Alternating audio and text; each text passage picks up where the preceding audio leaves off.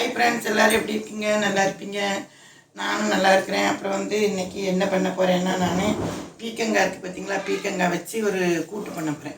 அதில் கரம் மசாலா அதெல்லாம் போட்டு பருப்பு போடாமல் ஒரு கூட்டு. இது சப்பாத்திக்கு நல்லாயிருக்கும், சாதம் சப்பாத்தி எல்லாத்துக்கும் நல்லாயிருக்கும். இது இவ்வளோ நீள பீக்கங்காய் எடுத்து நல்லா தொலியை சீவிட்டு இந்த மாதிரி கட் பண்ணி அலசி நல்ல தண்ணி ஊற்றி வச்சுருக்கேன். ஓகேங்களா? 2 பீக்கங்காய், சின்ன பீக்கங்காய் நல்லா பிஞ்சு இந்த மாதிரி நல்லா நறுக்கி வச்சுக்கோங்க. அப்புறம் அதுக்கு தேவையான பொருள் என்னென்னு பார்த்தீங்கன்னா, இந்த மாதிரி நல்லா நறுக்கி வச்சுக்கோங்க, நல்லாயிருக்கும். ஓகேங்களா? 2 பீக்கங்காய். ஓகே. அப்புறம் இதுக்கு தேங்காய் ஒரு 2 துண்டு தேங்காய், சீரகம் ஒரு இதுக்கு ஒரு டீஸ்பூன் சீரகம், 2 சில்லு தேங்காய்.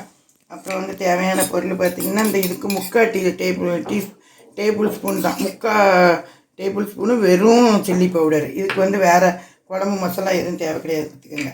பிறகு ஒரு 1/2 டீஸ்பூன் மஞ்சள்தூள். அப்புறம் ஒரு 3/4 டீஸ்பூன் ஒரு கரம் மசாலா. இதுக்கு இவ்வளோ தான் பார்த்துக்கோங்க போடுற பொருள்.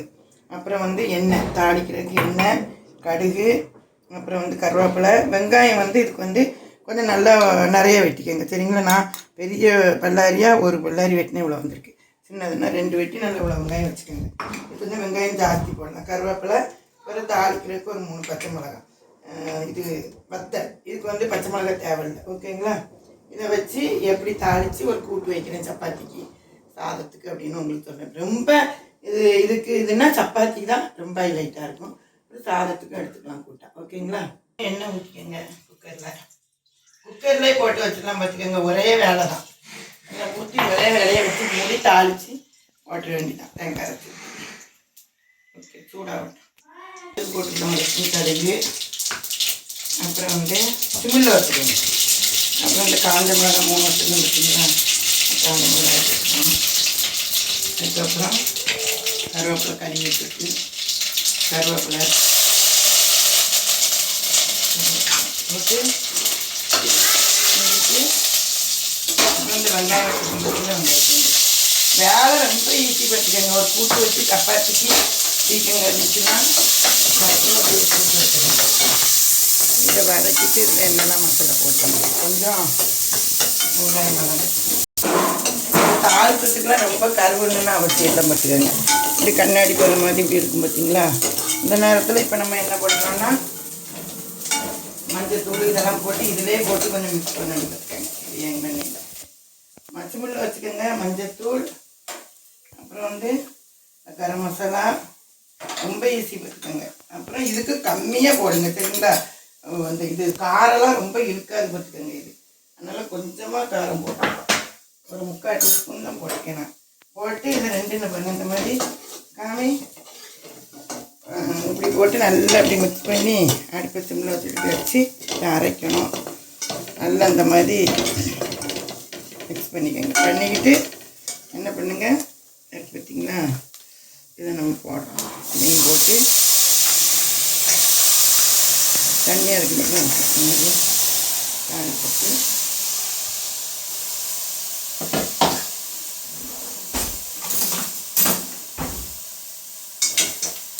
போட்டு இப்படி காயை போட்டு இந்த மசாலாவோடு போட்டு பாருங்க, நல்லா இப்படி பரட்டணும். நல்லா கிண்டி மிக்ஸ் பண்ணி அதுக்கு பிறகு இதுக்கு பருப்பு ஐட்டங்கள்லாம் தேவை கிடையாது, பார்த்துக்கோங்க. மட்டன் குழம்பு மாதிரி இருக்கும். நம்ம வெறும் கரம் மசாலா தான் போட்டோம். ஆனால் இந்த பீக்கங்காயுடைய வாசனை அப்படி, பார்த்துக்கோங்க, மட்டன் குழம்பு மாதிரி நடக்கும். ஒவ்வொரு காய்க்கு ஒவ்வொரு ஃப்ளேவர் உண்டுல்ல. சவு புடலங்காய் அப்படி ஒன்றுக்கும் ஒவ்வொரு வாசனை மாதிரி இப்படி இருக்கும்போது இப்படி அடுப்பு ஏற்றிக்கோங்க. ஏற்றிட்டு உப்பு போடணும். ஓகேங்களா?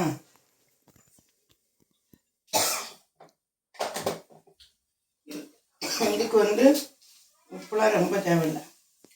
1 ஸ்பூன் மாதிரி போடுறதுனால 2 ஸ்பூன் அளவு சொல்லுங்க. ஒரு போட்டுட்டு நல்லா உப்பு போட்டு பாருங்க. நல்லா உப்பு போட்டு இப்படி கிண்டி அதில் உள்ள நீர்லாம் இறங்குது, பார்த்தீங்களா? காயில் நல்லா 2 நேரம் கிண்டணும். நல்லா மிக்ஸ் பண்ணி கிண்டி நம்ம பிறகு தேங்காய் ஊற்றும் போது உப்பு பார்த்துக்கலாம். இப்போ கரைஞ்சிருக்குது, அப்போ உப்பு பார்த்துக்கிட்டு இப்படி கிண்டிட்டு கொஞ்சம் போடுங்க. அது இப்படி போட்டு கொஞ்சம் கொதிக்கும். இப்படி போட்டு வச்சிங்கன்னா கொஞ்சம் கொதிக்கும், பார்த்துக்கோங்க. லைட்டாக வரட்டும், வந்த தண்ணி கொஞ்சம் மூடி வைங்க. கொதிக்கிற நேரத்தில் அந்த நல்லா அப்படி கொதிக்க இப்போ வந்து இது 2 பீக்கங்காய் இப்படி போட்டு கொஞ்சமாக தண்ணி ஊற்றணும். ஓகேங்களா? கொஞ்சமாக நம்ம இவ்வளோ தண்ணி ஊற்றி இருக்கட்டும். நம்ம தேங்காய் அரைச்சி ஊற்றி தண்ணி ஊற்றுவோம் பார்த்தீங்களா, அது பாடி பார்க்க எண்ணெய் பிரிஞ்சு வருது பார்த்தீங்களா, அப்படியே கொதிச்சுட்டு கிடக்கட்டும். அதுக்குள்ளே நம்ம வந்து தேங்காயை அரைச்சிட்டு வந்துடுவோம் நைஸாக. ஓகேங்களா? இருக்கேன் 2 குண்டு தேங்காய், அப்புறம் வந்து சீரகத்தையும் அதில் போட்டு இதெல்லாம் சின்ன சாரிலே அரைச்சிடலாம் பார்த்தீங்கன்னா, பெரிய சார் அவ்வளோ தேவை. முதல்ல கொஞ்சம் சுற்றிட்டு அப்புறம் தண்ணி ஊற்றி அரைச்சோன்னா நல்லா நைஸாக வந்துடும். அது வரைக்கும் அவங்க இருந்து வந்துக்கிட்டு இருக்கட்டும். இது சின்னில் கிடச்சி பார்த்தீங்களா, இப்போ நம்ம தேங்காயை அரைச்சி தேங்காயை நல்லா போட்டுக்கலாம். ஓகேங்க? தேங்காயை போட்டு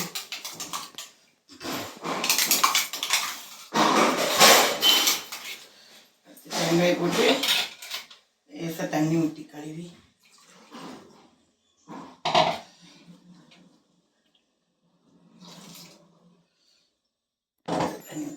இந்த லெவலுக்கு இந்த தேங்காய் அரைச்சி ஊற்றினோன்னு இப்படி வந்துடும்.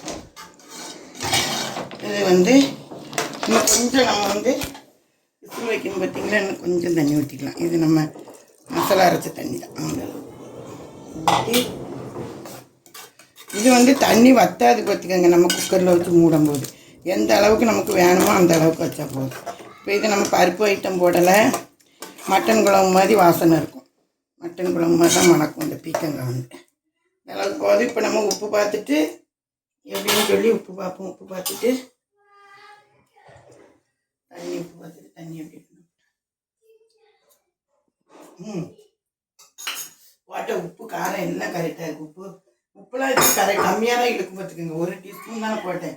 தண்ணி மட்டும் கொஞ்சோடு ஊற்றி பார்த்துக்குங்க.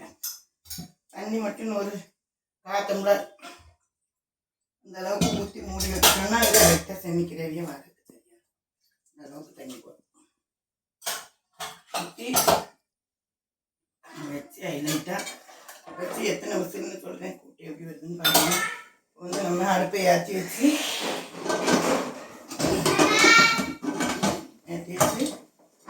குக்கர் வச்சு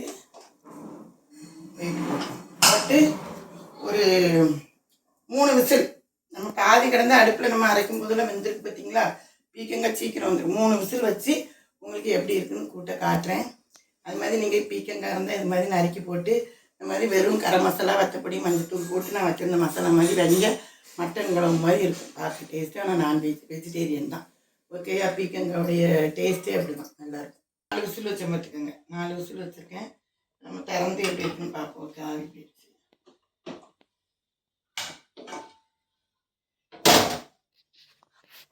இது மாதிரி இல்லை அப்படி பருப்புலாம் போடலை, நமக்கு அந்த கூட்டு தான். ஓகேங்களா? அந்த மாதிரி இருக்கும். ஓகே, இது வந்து சப்பாத்தி இந்த மாதிரி இதுக்கெலாம் நல்லாயிருக்கும். ஓகே, அப்புறம் பாருங்கள் வச்சு கூட்டு இப்படி இருக்கும்.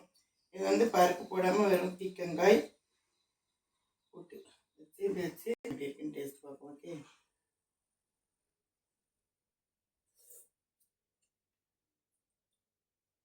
நல்லா இருக்கு பார்த்துக்கோங்க. இந்த மாதிரி வச்சு சப்பாத்திக்கு வச்சு சாப்பிடுங்க. சப்பாத்திக்கு ரொம்ப ஹைலைட்டாக இருக்கும். சாதத்துக்கு, தயிர் சாதம், கூட்டுக்கும் எடுத்துக்கிடலாம். ஓகேங்களா? இந்த மாதிரி வச்சுட்டு வச்சு பார்த்து எப்படி இருக்குன்னு கூட சொல்லுங்கள். ஓகே, அப்புறம் என் சேனலுக்கு ஷேர் பண்ணுங்கள், லைக் பண்ணுங்கள், சப்ஸ்கிரைப் பண்ணுங்கள். Okay, thank you, by.